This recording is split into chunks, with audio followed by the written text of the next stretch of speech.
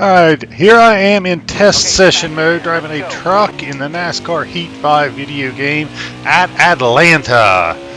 Gonna try to lay down a fast lap, then talk about the line I am running, show the setup, all that good stuff.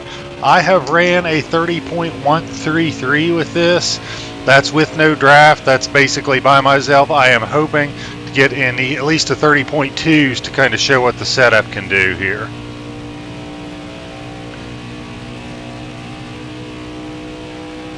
Really, at Atlanta, despite the fact that it is very bumpy and stuff, you can pretty much run it wide open all the way around. The real problem spot is there is a big bump going into turn one that wants to kick the truck sideways. I cannot figure out a way to deal with it from a setup perspective. What you really have to do is just have the truck pointed straight, because it seems like you hit that bump with the wheel turned at all, you get sideways. If you hit it straight, you can just kind of bounce over it. See there, I bounced over it with no problem. And that's kind of how you get around it. And I've just ran a 30.287, which is, within, like I said, I was trying to get into the 30.2, so I'll run this one out. I'll probably go over that bump again, and I'll try to turn the wheel as I'm going over it like I'm setting up for the corner, just so you can see how the truck reacts if you hit it wrong. But that's the big key to driving this, in my opinion, is to try to, see, so I got a little bit squirrely there, and it'll get worse if you don't hit it right. The more you are trying to go over that bump by hitting it while you're going into the corner, the more problems you're going to have with the truck getting sideways on you. What you really got to do is try to hit that straight with the wheel straight, and then try to turn after you get through that. But let's slow it down here. To me, Atlanta is a wide open track. They fixed the game to where the tire wear is not that bad. You can pretty much run it wide open all the way around. Don't really have to worry too much about tire wear with this setup. Like I said, you got to go straight over that bump. You can have the car pointed at whatever angle you want. You can have it pointed at that angle, or that angle, or that angle, as long as the wheel is straight. Having the wheels turn seems to be what makes the car get sideways. But once you get through that little bump, you're going to want to just get the truck down to the bottom, and again, don't lift, just stay wide open and ride the yellow line. I know in the real Atlanta world, Kevin Harvick runs right down there on that yellow line, and he's one of the few that does it, and I've heard him refer to that during the television broadcast as the Harvick line. So you really just kind of want to run the Harvick line. Turn 3 and 4 is just kind of more or less the suggested line. I don't lift, I stay wide open. I run right down here at the bottom on the yellow line, follow it all the way around. When I get to the end of the corner and into the yellow line, I try to stay down here, and I'm trying to aim for the dog leg, for that little, I guess you call it the apex of the dog leg.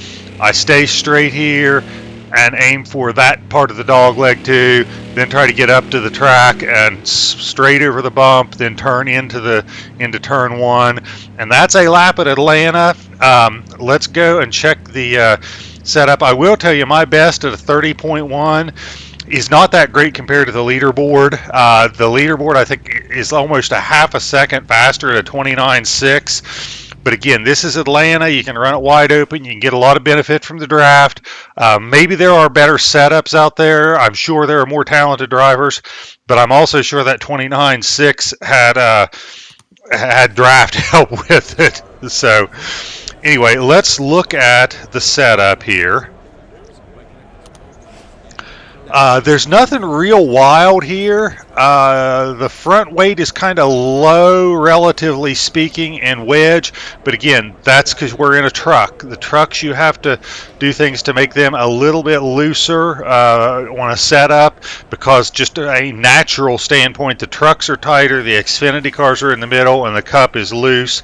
So when you look at different setups across the different series, you're going to need to take a setup for any given series, and if you move it and apply it to the trucks, you're going to have to loosen it up. If you move it from Cup or from Truck or Xfinity up to Cup, you're going to have to tighten it up, because the Cup cars are the loosest, the trucks are the tightest. I went down a little bit on the right spring, and I went down on the left track bar because I was having a little trouble with those bumps. It was getting a little, I shouldn't say that's on the right track bar, on the left, because I was having a little trouble with the bump and it wanted to get loose on entry. It was also seeming to burn the right rear tire off a little quick. So I went down on the right spring and the left track bar to try to tighten the car up a little bit on entry. That left track bar really affects corner entry. That right spring just tightens it up in general, but I needed to get the thing tightened up a little bit. So that's what I did. I think this is a pretty decent setup. What else to talk about? This is a 4-gear setup. I went with a 1. Well, you don't have a choice. You got to go with a 1 as your 4th gear, but I went with a 3.07. There might be some more speed to be gained if you fooled around with a 3-gear setup and found the right combination. But I felt like this was pretty good. I felt like I was getting the RPMs just about where I wanted with this setup. So that's what I went with. That's about all I got to say at Atlanta. Somebody had requested this. I'm not sure what subscriber, but if somebody asks for a setup and I can be decent at that track, I will try to get a setup out for them, provided I have time and everything. Some people have asked for tracks like Darlington, and I'm not sure you want my Darlington setup. I'm just not good there at all. I struggle to even beat the AI at Darlington. Now, I do race it on the hardest setting when I'm in career mode.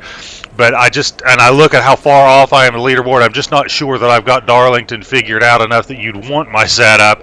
But if anybody asks for a setup, if I don't have it yet and it's a track I'm decent at, I'd be happy to throw it up for you. Do me a favor. I am over 1,000 subscribers now. Let's keep growing that subscriber base. I'm getting tons of positive feedback through the likes and the comments. I'm really trying to put out good content for you guys, and you guys are really rewarding me with some great positive feedback.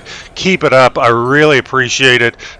Seeing the subscriber base grow, the positive comments, the likes on the videos does so much to brighten my day. So thank you guys so much for that. But let's keep it going.